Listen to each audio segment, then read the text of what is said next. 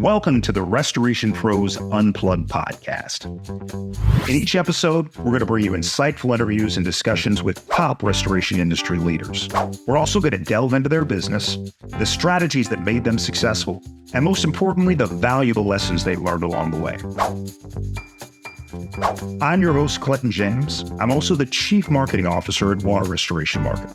We're a digital marketing agency dedicated to helping restoration companies nationwide secure more high-value water jobs. Now, this show, it aims to provide you with the knowledge and tools you need to excel in the restoration industry. So sit back, relax, and enjoy the show.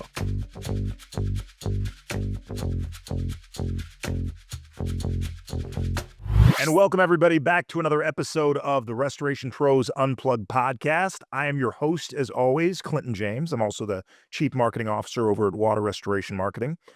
For those of you who know me, you know I'm active on LinkedIn.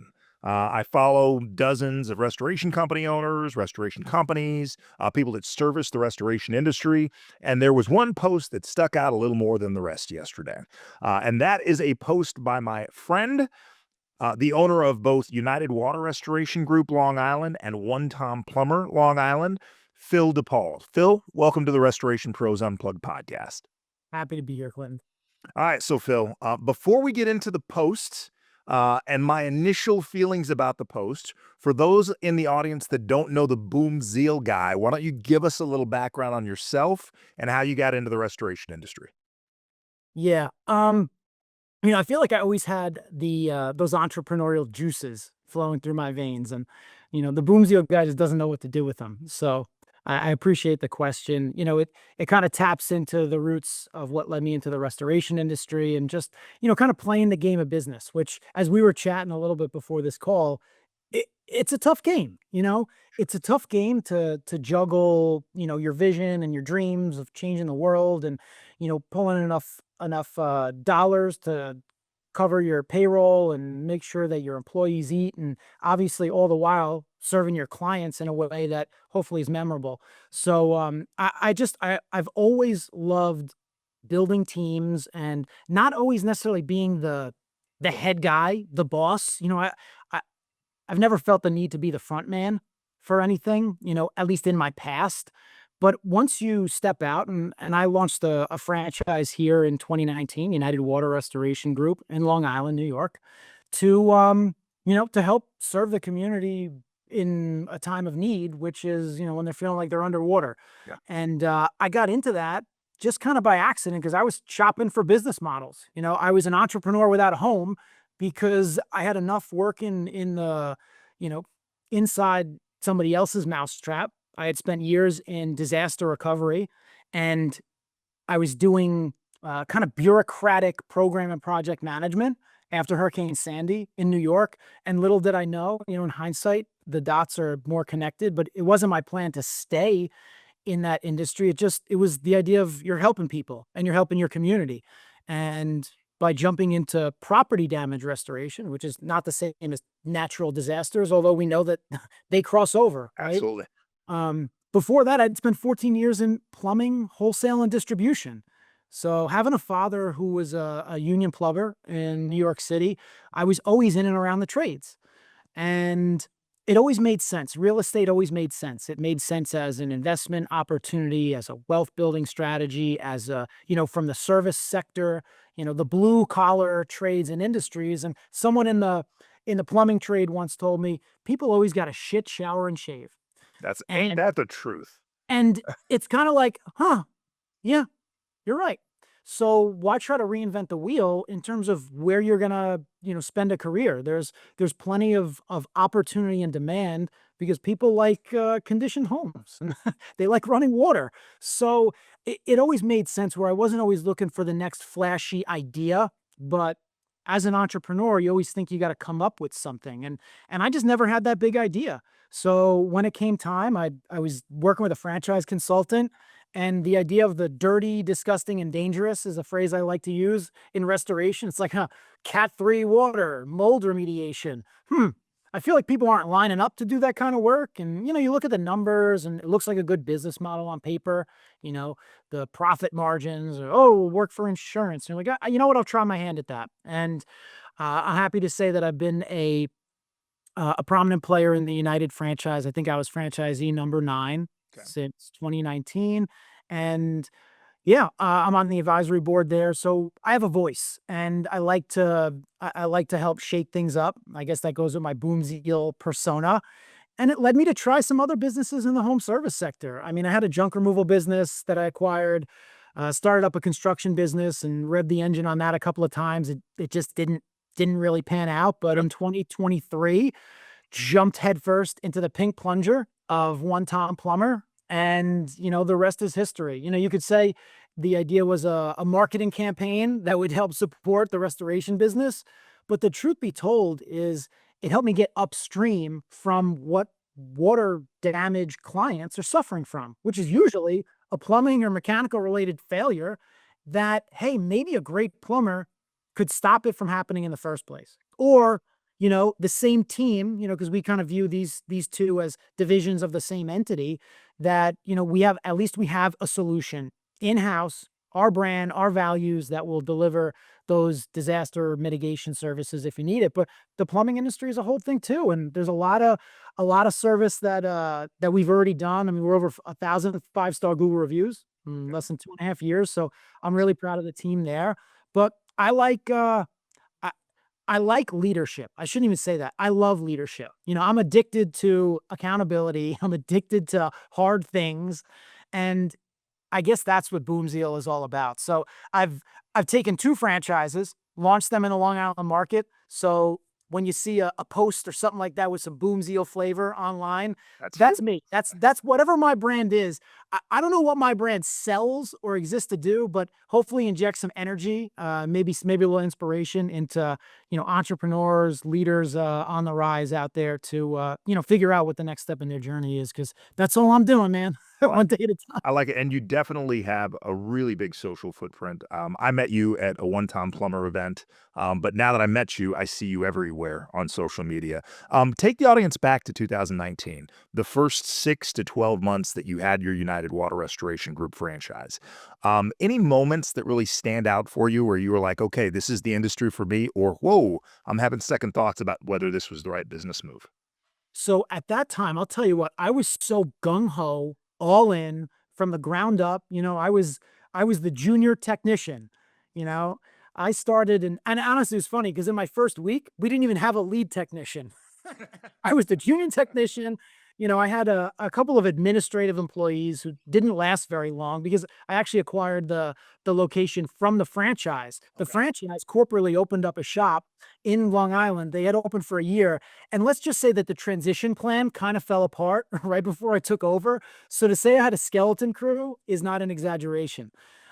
Those first 6 to 12 months, you take your lumps. Like, you gotta be it's faking it till you make it. Cause I wasn't a restorer. I said I spent a few years in disaster recovery, but uh, it was in meetings. I was overseeing teams, call centers. Okay, so you weren't Uh, actually, boots on the ground, setting up contamination, dehues, hair movers. Okay.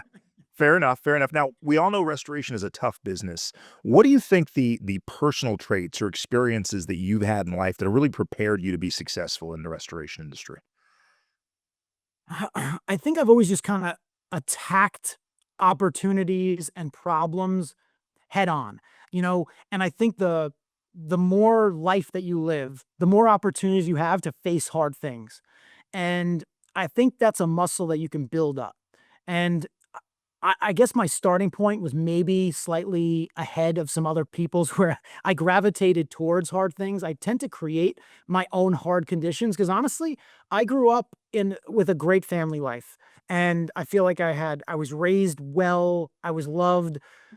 The sky was the limit in terms of whatever I wanted to do. I want to be a pro wrestler, or I wanted to, be an athlete or whatever the hell it was, it was nothing but love and support at Love home. that. And what that does is it kind of frees the mind and the soul to just ooze a little bit. And looking back, it's like I've oozed all over the place in terms of the butterflies that I've chased in my career. But when I zoom it in, it's like I always love the unpaved road.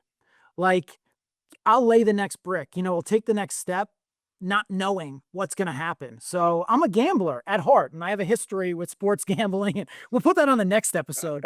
We'll talk about the mistakes that I've made, the scars that I've earned. When you run up a big debt with a local bookie, and you're gonna figure out where that's coming from. I've got a business partner that lives in Queens, so if you need somebody, let me know. I'll send backup your way. Is he a loan shark, or does he build the cement shoes? I'm pretty sure he's on both sides of it. But Jeff, if you're listening, I'm kidding.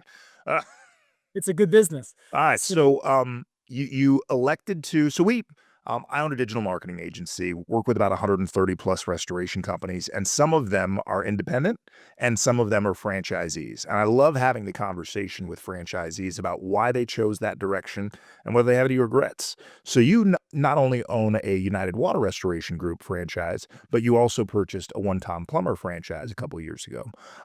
Explain to me what went into the thought process in terms of buying a franchise and going that model as opposed to hanging your own shingle and going the independent route. Speed. If I were to boil it down to the number one thing, it was the speed. It was the acceleration of market entry. Okay. Speed and collaboration. Because when you join a franchise, you're not alone. You have, dozens, it could be hundreds, it could be thousands, depending on the size of the brand, nationally or internationally. In fact, both of these companies are outside of the US, so they're both international. When it comes to why franchise, why not? The truth is, I wouldn't have entered the restoration business if it wasn't for a franchise. I wasn't looking at, should I go into restoration privately or with a franchise? It was like, I didn't have the background. I didn't have the primer. I was jumping into a new business model regardless. So for me, it was kind of like franchise or bust, and I looked at the market's very saturated in Long Island. It is. Very sad. There's a restoration contractor on every corner. In fact, that was the thing that kind of tipped me over the edge. It went from when I realized, because my eyes weren't open to restoration until I was looking at it as an investment opportunity. And I was like, holy crap. Once I Googled it, I'm like, there are these fire, mold, and water guys all over the place.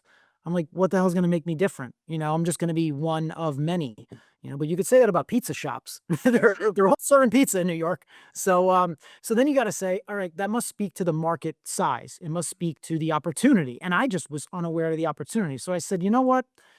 I'll bet on myself that whatever the industry is, if there's a lot of operators out there, if there's a lot of brands out there, I'm just going to bet it on me, because they're alive for a reason. They're in business for a reason. So that's me in a nutshell. Is let's take a flyer on it. I figured that the franchise needed me to win in my market, Right. for them to win, to be a proponent of the brand and an advocate, and to help them move the needle nationally. I need to move the needle in Long Island. So that I view it as a partnership. A franchise is a partnership, except the partner as, limited influence day to day and telling you, what to do and how to do it. You gotta lead the ship. And I wanted to step into that driver's seat. And when I bought it, I went in saying, this is going to be my first business. I was very clear, and I called myself the CEO from day one, even though I knew that I needed to work from the bottom, because I knew what my CEO dash junior technician. I like that. Looks great on a business card. bag runner, the number of jobs I was on times, divided by the number of times that I cut my hand open or something. There you go. Let's just say I put the mandate to my team to fire me from every position as quickly as possible. All right. So that was the idea, was I just needed a business model to execute. And for me, the franchise made a lot of sense.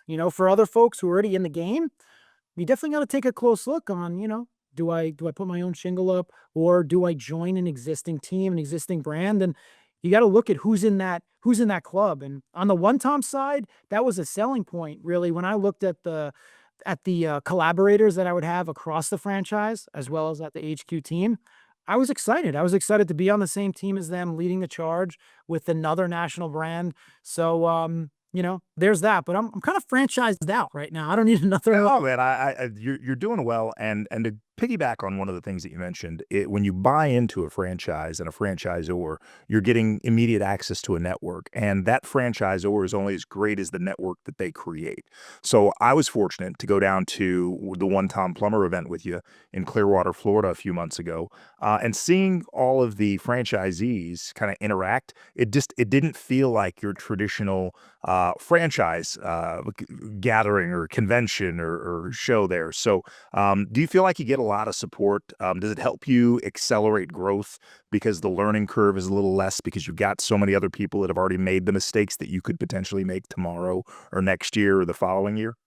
It sure does, and that environment is cultivated. You know, it's cultivated intentionally by the corporate team, and when you have major players in the room with you, people who are pushing it, you know, pushing their numbers, pushing their teams, pushing their leadership abilities, trying to optimize systems and processes, we all just naturally ask each other questions, you know? And that curiosity, it's contagious. So we all have each other's numbers and contact info, and whether it's at those events or offline, you know, there's structured roundtables and all that jazz. But then there's the offline conversations where we're all trying to move our organizations in the right direction in our own markets, and we're also open to share and, you know, hey, what's working, what's not working. So that's one of those X factors that I'm really proud to be part of two communities that do that. And what's great about One Tom is plumbing entrepreneurs, but 90 some odd percent of them are All the rest for you. restorers Yeah. who became plumbers. And trust me, we're not plumbers. Don't trust us to fix your damn self. I wouldn't call you for plumbing, but I would call Wait, you if I was in Long Island and I had, we got some just Toms water for you. damage there. Don't worry. All right, so the genesis of this conversation, again, was a post that you put on LinkedIn, where you put, "We take a white-collar approach to a blue-collar service," right? So I wanna give you some room to explain what you meant with that post. All right. So you want me to wax on little white collar, blue collar? Yeah, yeah, I mean, you So you wore the white collar today. I I wore the did. I wasn't even ready for the question, There but you go. you know, I was subliminally ready. So what does that mean to me, right? Because Mhm. ultimately I said it. So a white collar approach to blue collar service, right? So blue collar service in my mind, right? And everything I say is guaranteed wrong or your money back. It's just my belief, my perception. And growing up in and around the trades, like I said, with a father who was always in the plumbing field, like I was in that blue collar middle class household that relied on the income from someone who was out there using mechanical skills to solve people's problems with, you know, their homes and commercial buildings in Manhattan. You know, I mean, that's what he did every day to make a living. And then I had that career where I was, you know, a young career that lasted 14 years. And 14 years, whether it was behind a parts counter or in a warehouse, moving around boilers, water heaters, pipes, fittings, nipples, valves. I mean, there's just a slew of stuff that goes under floors and in walls and in attics of structures that we kind of take for granted. And it's the blue collar world that makes that continue to work. You know, it's the maintenance. It's, you know, restoration is, hey, please, a bad thing happened to my structure and I don't like it when it's gross, messy, nasty. So can you please come in, roll up your sleeves and do the thing, you know? And then it's thank you, thank you, thank you.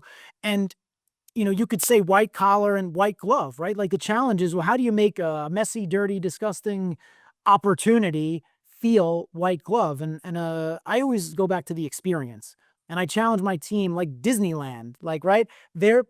You go there for an experience. You don't just go there to go on a coaster, to go on a ride, to see a giant dancing mouse. So what's our version of that? You know, and the white collar approach means, well, let's be strategic about what we're doing, why we're doing it, who we're doing it for. Are we documenting? You know, and think about restoration.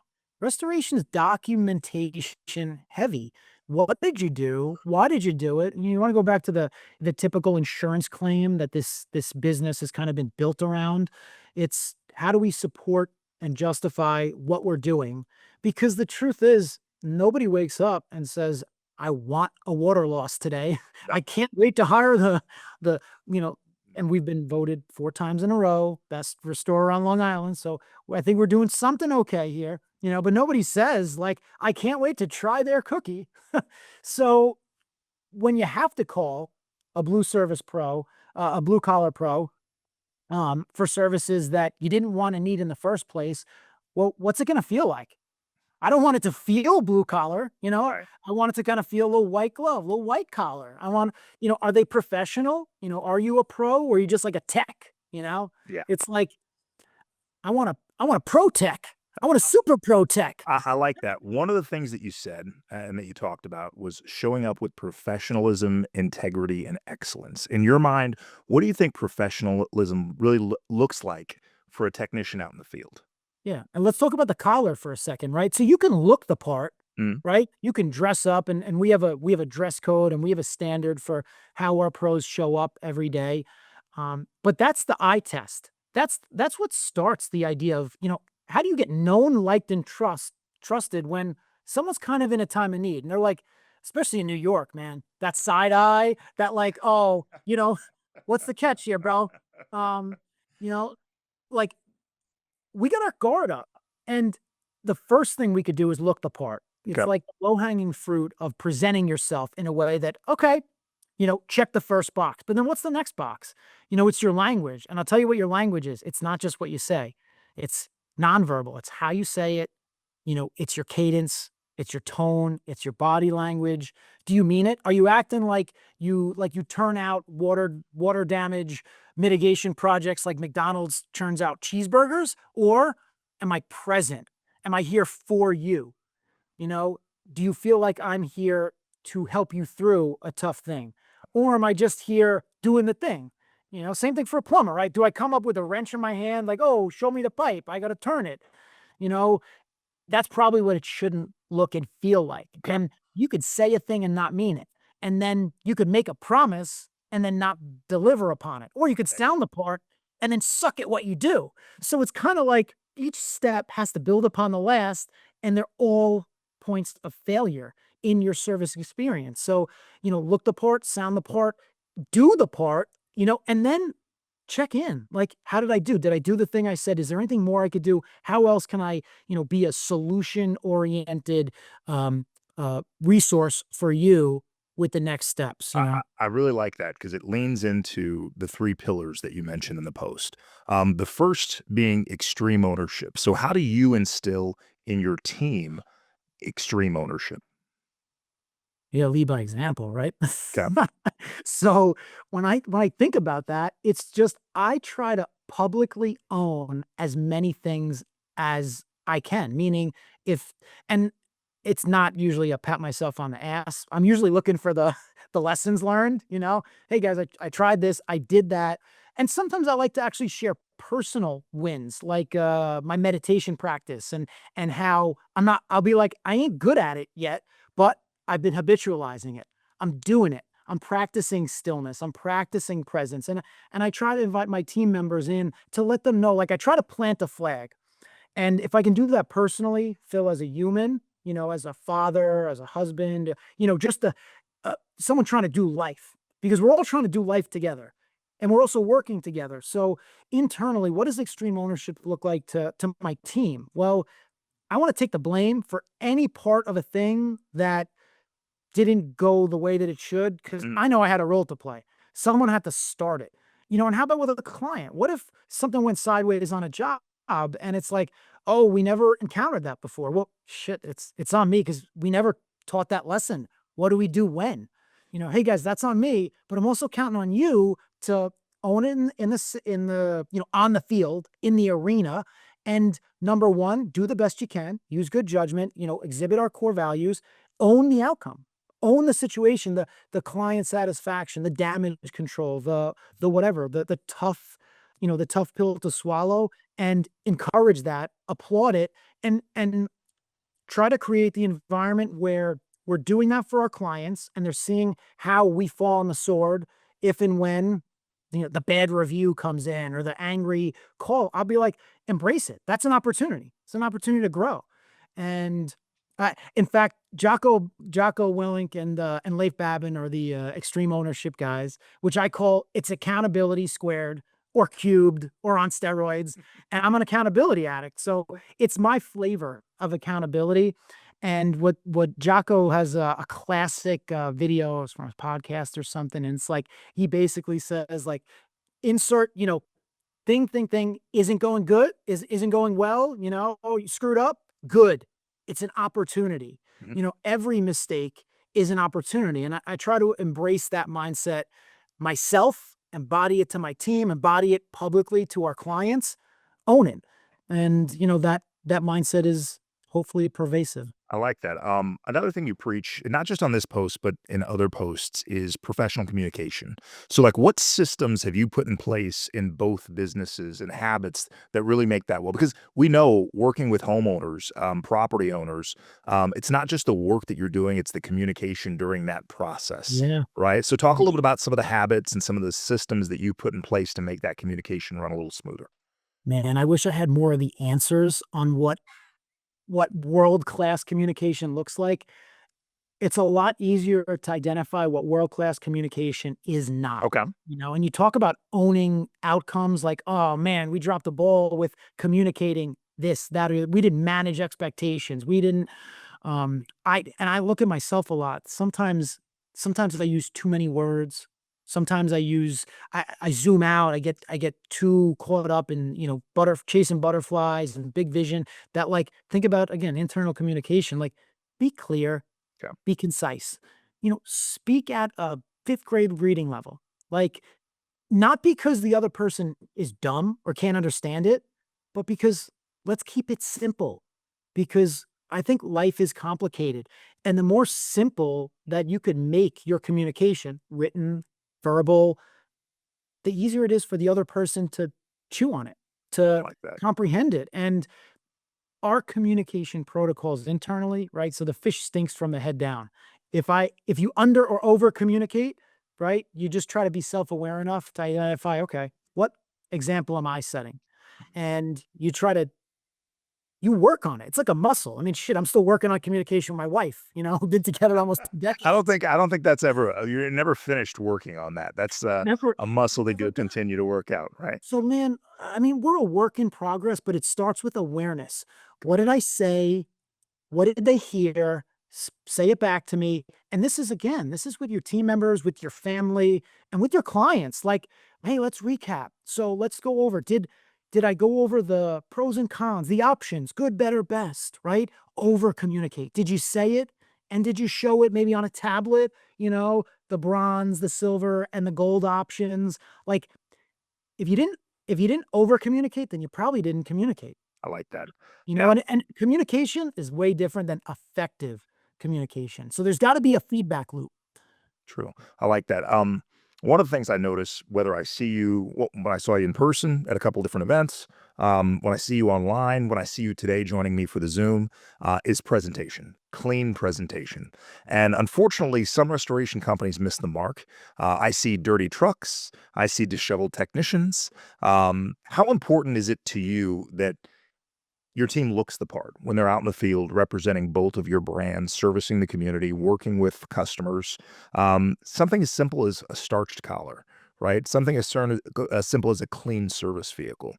Talk a little bit about how is that important to you? Is it something that you place a lot of value in?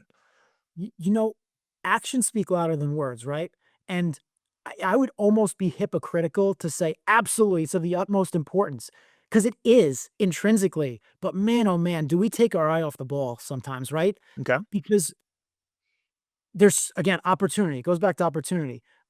We could preach it, but do we practice it? And I'll tell you that it's super important to me. It is a priority, but is it really a priority if you're not making it more important than other things? If you're not emphasizing, right? You gotta inspect what you expect. And look, here's an example of extreme ownership, right? If you say, keep the truck clean, look the part, always have the starch collar, always buttoned up, always tucked in, but no one's actually checking and auditing, it may be happening, but if it's happening 90% of the time, like, is that good enough? And what the hell's good enough? I mean, Honestly, you want to talk about what my brand is all about, what BoomZeal is all about. The idea is that good enough is just it's never enough. If you're going to do something, do it all the way. And I think to raise the bar on your service standards and on your team, it's got to start with yourself. And it goes back, look, I'm tying in all the things that you just talked about, which is communication. Well, are you over communicating the importance of cleanliness? Are you inspecting what you expect? Are you going out there and making sure? Because that is your brand. If your truck looks like hell and you're coming in to clean up your house, your home, your world, your property, are you gonna buy what the hell I'm selling if my truck looks like a dumpster? You If wouldn't hire a I personal trainer that was overweight. You wouldn't hire a barber that had a horrible haircut. I So call it the mirror. What I try to teach everybody is, you know, use the mirror as a frame for who am I? What do I believe myself? Am I buying myself?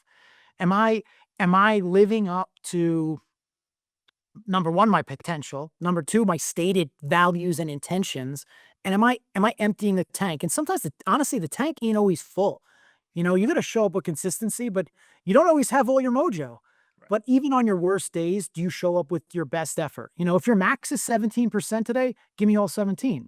And perfection is it's a pursuit, but it's never really you never achieved it. So what I'm saying is I'm trying to zoom in on what's most important to me, what's most important to our brand, who do we say we are, what's the promise we make to the world, to the marketplace, and then by hell, let's live up to it in a massive way, to the best of our abilities, day after day. I like And guys. that's my standard, but man, I fall short of my standard That's all the okay. time. That's okay. That's not a problem. Audience, if you're listening to this, I really like this insight, right? Because I take great pride in working with and supporting blue collar entrepreneurs. But this white collar slash white glove service that Phil and his team are trying to deliver with United Water Restoration Group and One Tom Plumber in the Long Island area, I really like it. And I like the pillars, right? Extreme ownership, professional communication, clean presentation. If you're listening to this and you look in the mirror and you don't see yourself representing that for you and your restoration company, take a step back, right? Because if you're not representing that, your team's not going to represent them that out there doing work in your community. Now, it's not always peaches and cream, right? Not everything is going great. So I like to get and have these conversations where we, let our hair down a little bit. You got a little more hair than me. But we're going to talk about what's working and what challenges that you're facing here. And we'll make this quick because I know you've got a million things to do. Right now, what would you say is the biggest operational challenge in both your restoration and emergency plumbing companies? Yeah, I think it's, scaling past the level that we're at. You have to build the machine and then break the machine so you can build it again as you scale.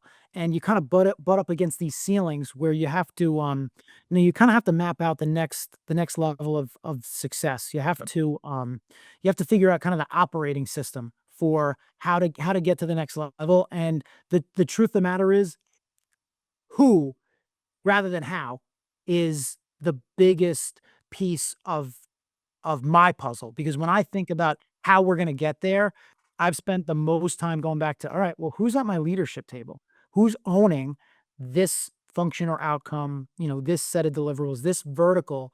Good. Are you an EOS guy? Are you implementing I am. EOS So services? we've Okay. so we've Got the self-implemented. book right there. We have an implementer from my agency. Nice, nice, and the implementers are great. I know a handful of them. I love jamming with them. We've self-implemented over the Okay. course of the last 2 years in both of my businesses, and, I love the framework. I love, what Gino Wickman and the team there has put out in terms of beyond the book traction. They have a whole series. In fact, you wanna get into your inner self, the founder, the entrepreneur. There's a book called Shine by Gino, which is just Yeah. it's so great. And EOS is a really great framework. There's a lot of great frameworks and coaches and uh, and ways to scale a business. In fact, I'm a big Alex Hormozy guy. So the $100 million series that acquisition.com puts out, there's so much Those. for sure. There's so much good knowledge out there that I've filled my think tank with so much of this stuff, but the truth is, if you keep stockpiling bullets and you got like this tiny little gun, to shoot them with, like you don't need any more bullets, man. You need a bigger No, gun. no. It sounds like the way you describe it, one of your big challenges right now, going back to EOS, is just making sure that you've got the right people in the right seats, right, to take you to that next level of success. Without giving too much insight to the audience, how many service vehicles do you have on the United Water Restoration side? I think we got six. Okay, and on the Actually, one-time plumber side? we got six. Okay, Yeah. so you got a lot of employees that you're managing, a lot of projects going on at one time. Uh, And I don't do it alone. Trust me. Understood, understood. Any advice for somebody that's sitting there, that may be at that, $1 to $2 million a year mark? They're really looking to take their business to the next level. Maybe they're an independent. They don't have that community that you have, both with your United Water Restoration Group franchisees and your One Tom Plumber franchisees. What would you say to that guy so that he can kind of take advantage of somebody else's network or kind of get involved so that he can get those insights that you've been able to get? Yeah, I mean, so me being a franchisee, right? I have the benefit of having the national support and I have this network of people operating the same business model as me, same brand, and I can kind of lean on them to pick their brains. But I'll tell you what, I also talk to other plumbers in my community. I also talk to other restorers in my community. So the idea of community and peers and collaboration, 100%. And we talked about frameworks and books. There's so many resources out there. Honestly, consider this an open invitation. I mean, I'm a community builder myself. I love attracting like-minded folks. I'd love to talk through anybody's individual scenarios after this podcast goes live about either one of these franchises, to franchise, not to franchise. Shit, how do I get through this? I'll be like, you know what? I might be sitting in the same seat, right? Oh, I don't know as on my digital ad campaign, right? You probably heard that term once or twice. A couple Oh, times there. I got a people problem. You know, who am I delegating this, that, or the other thing to? It's like, well, delegation and abdication. These are two different things. Are you empowering people? You setting them up for success? Are you hoping? Hoping a strategy. So, I think that there's so much to unpack there, and I love it. I love opening up the can of worms to be like an auditor, or a consultant, and trying to help find the biggest constraint in your business. Like, for instance, like if I added more trucks today, was my phone, am I gonna have enough leads or are they gonna sit around? Because if not, then I might have a lead volume problem. And maybe it's not volume, maybe it's lead quality. Sure. Maybe I'm paying too much for the wrong kind of leads. I'm attracting the wrong, I'm putting the wrong bait in the water. I'm pulling in the wrong kind of fish. And I think you got to generalize in business, and you can get to 1 million, 2 million in these businesses by generalizing. You're like, I'll try everything. For instance, restoration. Let's do mitigation, remediation, fire, water, contents, rebuild. Like we did a sloppy 3 million a couple of years ago because we were trying to do everything for everybody, and this year we'll probably wind up doing the same revenue, but way more efficient, way more healthy, and way more in our like A and B services. We cut out those C and D services. You got to realize all revenue ain't created equal. Oh, no, it's not. Not in the restoration industry. Your rebuild margins are significantly different than mitigation margins there. Rebuild execution, Yeah. holy crap, man. Warranties, I mean, finish level, production capabilities. Like if you don't have that, if you're doing it through subcontractors, guess what happens if there's an issue with their work? You still own it. Yeah. So are you factoring that in when you're looking at the top line and margins and quick hits? And again, there's different ways to skin the cat. There's also different ways to get put out of business. Yeah, ain't that the truth? Now, Phil, we first of all, I appreciate you being offering yourself to the audience as a resource there. Tell the audience where the easiest place to find Phil DePaul is. Yep. I mean, my home base is boomzeal.com. From BoomZeal.com. there, it's kind of like an invitation just into my world. And honestly, most people do not want to enter. However, if if that makes you more curious, you're my kind of people. Boomzeal.com. Yeah, so we'll make sure that we put that link in the YouTube description and the show notes. We'll also put a link to Phil on LinkedIn because man, he generates such good content. So, Phil, before we let you go for the day, tell me what's next for you, right? So you've got your restoration company, you've got your emergency plumbing company. Is there another home service industry that you're looking at potentially getting into next? So in the near term, this is the 1-2 punch. We exist to My focus is Long Island. It's our home base. and changing the dynamic of how people react to water damage emergencies, how people perceive their relationship with their, plumbing solution provider. Like I said, we're in a war against water damage. That's the way I see it. I don't know if we'll ever win it, but we want to fight the good fight, and that's my focus, and I'm sticking to it. Okay, well, good. I like the laser focus. Keep the blinders on. Keep crushing it, my friend. I really appreciate you jumping on the podcast today. Thank you.